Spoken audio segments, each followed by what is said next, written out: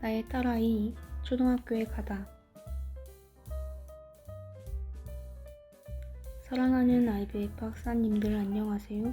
저는 가톨릭대 02학번 유수원이라고 합니다.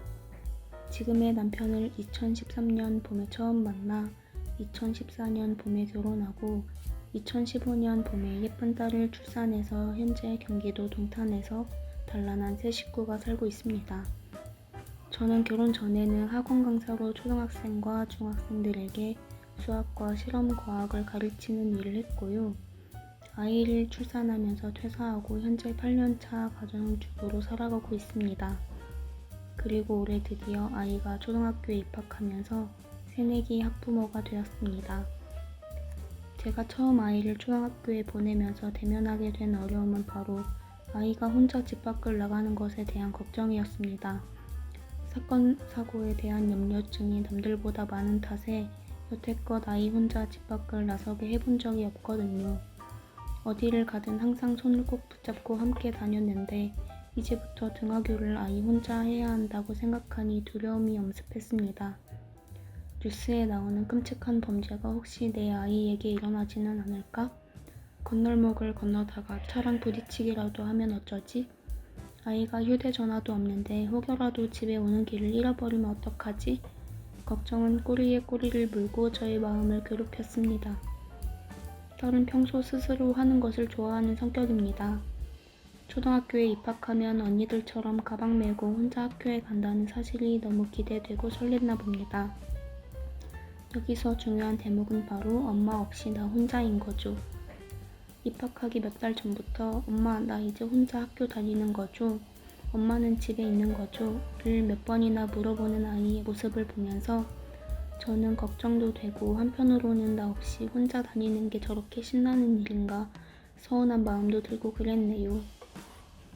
드디어 초등학교 입학 당일 아침부터 긴장된 마음으로 등교 준비를 시키고 함께 집을 나서려는데 갑자기 딸아이가 불만스러운 얼굴로 저를 바라보며 엄마가 왜 학교에 같이 가느냐고 따져 묻는 거예요.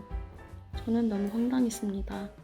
초등학교 신입생은 첫 2주 정도 등하교 적응 기간이라 보호자가 아이와 함께 다녀야 하거든요.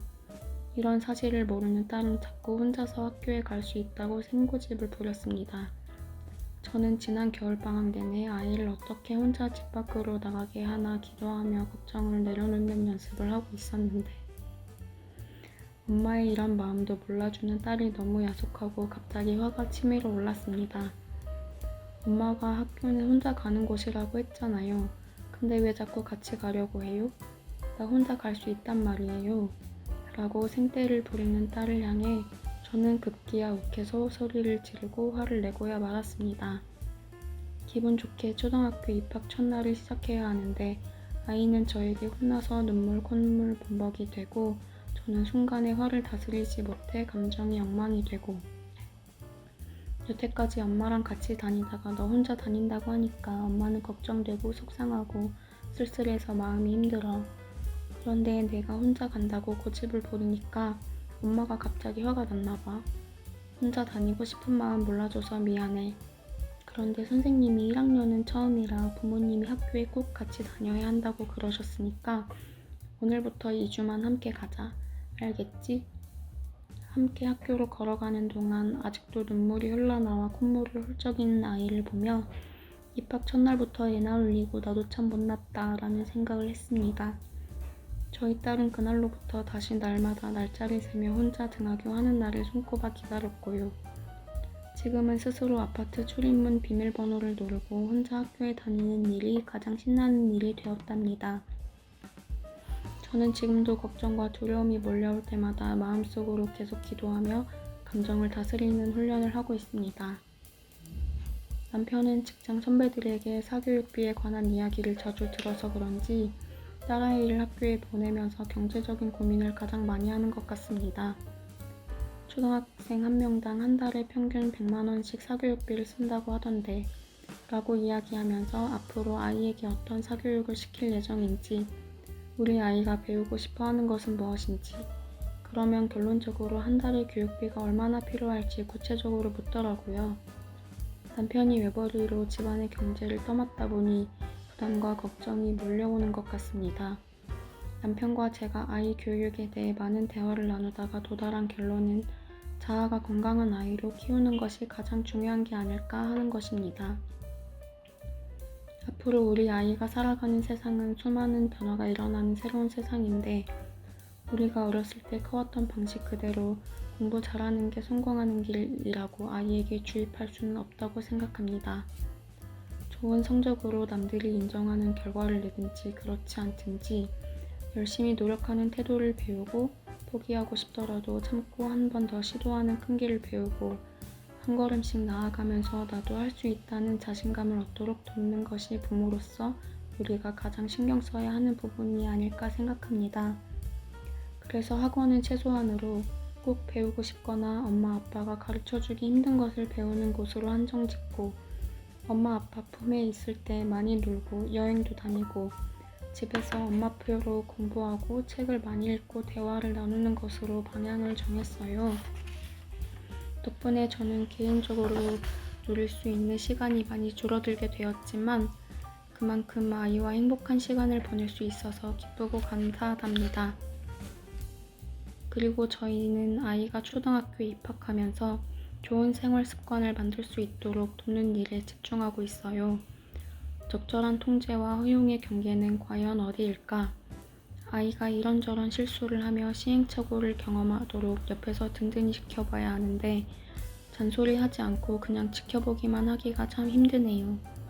풍족하고 어려움 없는 환경에서 아이를 키우는 게 오히려 아이의 성장을 가로막는 독이 될 수 있는데 부모가 먼저 나서서 다 해결해주고 실수하지 않는 노하우를 잔소리처럼 아이에게 주입하는 저의 모습을 보며 좌절할 때가 많습니다. 우리를 먹이고 입히고 인생길을 인도하시는 분은 하나님인데 하나님의 은혜를 가장 크게 경험할 수 있는 결핍이나 좌절을 자연스럽게 경험하도록 허용하는 것에 부모로서 지혜가 많이 필요합니다. 책을 좋아하는 아이로 키우려면 부모가 먼저 책과 가까이 하는 모습을 보여야 한다고들 하죠. 저희는 TV나 인터넷, 게임 같은 매체와 일찍부터 친하지 않은 아이로 키우고 싶어요. 그러려면 부모인 저희가 먼저 스마트폰을 손에서 놓고 TV를 멀리하는 태도로 절제의 본을 보이는 게 필요하겠다 싶어서 힘겹게 실천하고 있어요.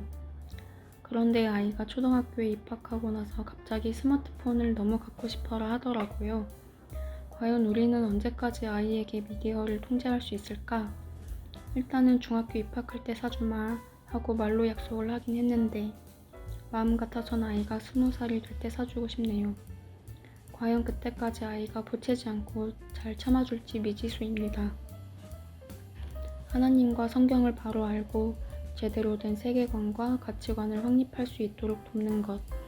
캠퍼스 시절에 간사님들로부터 늘 배웠던 것인데 아이를 낳고 부모가 되어서야 제대로 실습을 해본다는 기분이 듭니다. 리더로서 후배들을 대할 때는 이미 생각과 신념이 굳어져 버린 성인들이라 서로의 생각이 세계관이 부딪힌다는 느낌이 들었어요. 하지만 아이는 태어날 때 아무것도 지니고 있지 않은 순수한 백지 상태이니 저희가 어떻게 이끌고 키우냐에 따라 아이의 인생이 달라질 수 있겠지요.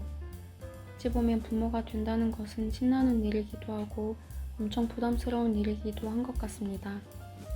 특히 아이 앞에서 부모의 언행일치는 중요하기에 저희가 말하고 생각하는 대로 진짜 살아내는 모습을 보여주기 위해 평생 거룩한 부담감으로 아이를 키워야 할 것 같습니다. 이런 노력을 교회 공동체의 지체들과 함께하고 있어 서로 도움이 많이 된다는 게 감사합니다. 제가 출석하는 교회 주일학교에서는 어린 시절의 신앙훈련을 중요하게 생각해서 아이들이 어릴 때부터 날마다 하나님의 말씀을 꼭꼭 씹어서 잘 먹는 것을 최우선순위로 삼고 있어요. 날마다 큐티와 성경 통독을 하고 가정 예배 드리는 모습을 사진으로 찍어서 주일학교 밴드에 올려요. 그러면 전도사님이 매주 공부 시간에 아이들 사진을 소개하며 엄청난 칭찬과 상으로 피드백을 해주시거든요. 그게 아이들에게 강력한 동기부여가 되는 것 같습니다. 혼자라면 힘겹고 어려운 신앙생활의 여정이지만 함께 걸어가는 사람이 있고 격려하고 도와주시는 분들이 곁에 있어서 참 행운이라고 생각합니다. 저희 가정은 매주 가정 예배를 드리면서 엄마 아빠의 일주일이 어땠는지 아이에게 허심탄회하게 이야기하며 기도 제목을 말하고 중보기도하는 시간도 함께하고 있어요. 하나님께 삶을 내어 맡기려는 경험은 저희 부부가 아이에게 꼭 물려줘야 할 믿음의 유산이라는 생각도 들고요. 박사님들께 가정예배를 꼭 추천하고 싶습니다. 가정예배를 드리면 가족 간의 마음이 서로 가까워지고 대화가 깊어지는 것을 경험할 수 있거든요. 부활절을 앞둔 어느 날, 저는 아이의 책가방에서 편지 하나를 발견했어요. 딸이 가장 친한 친구에게 예수님을 믿어야 구원받는다고 십자가에 매달리신 예수님을 그림으로 그리고 성령, 죄라는 단어를 넣어 삐뚤삐뚤한 글씨로 편지를 썼어요. 아이는 친구에게 복음을 소개하고 싶었다고 하더라고요. 아이의 그런 진실한 모습을 보면서 마음이 벅차올랐습니다. 성령님이 아이의 마음속에서 순수한 믿음으로 일하고 계시다는 것을 확신한 순간이었어요. 세상 속에서 하나님 나라를 이루어가기 위해 서로 의지할 수 있고 나에게 에너지를 주는 누군가가 옆에 있다는 건 참 힘이 되는 것 같습니다. 저는 딸아이가 동역자 같다는 생각이 들어요. 딸에게 좋은 영향력을 주기 위해선 제가 정신 차리고 깨어 있어야 하고 아이를 키우며 겪는 여러 가지 일들을 통해 하나님을 더 역동적으로 만날 수 있거든요. 이제 곧 아이가 사춘기가 되면 저는 더 많이 하나님 앞에서 속상한 마음을 내어드려야 할 테고 아이의 자아가 강해질수록 가족 모두 힘든 시간을 보내게 되겠죠. 하지만 더 많이 내려놓은 연습을 하며 하나님 앞에 나아갈 때 우리 가족을 만나고 빚어가는 하나님의 은혜가 깊어지리라 기대해 봅니다. 학사님들도 삶의 모든 다리에서 하나님과 더 깊은 관계와 사랑을 누리시길 기원합니다. 아이를 키우시는 모든 엄마 아빠들 화이팅입니다.